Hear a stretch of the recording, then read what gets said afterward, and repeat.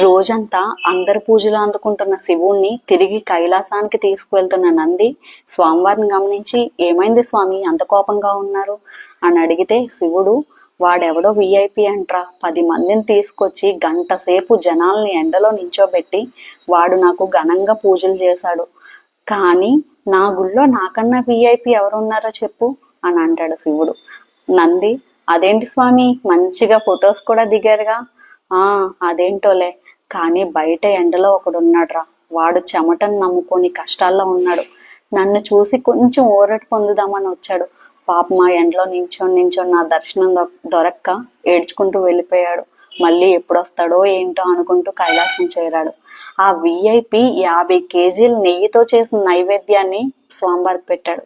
కానీ ఆ స్వామివారు ఆ అలిగి వెళ్ళిన భక్తుల్ని తలుచుకుంటూ పార్వతీదేవి ఒడిలో ఏమీ తినకుండా పడుకుని పోయారు. స్టోరీ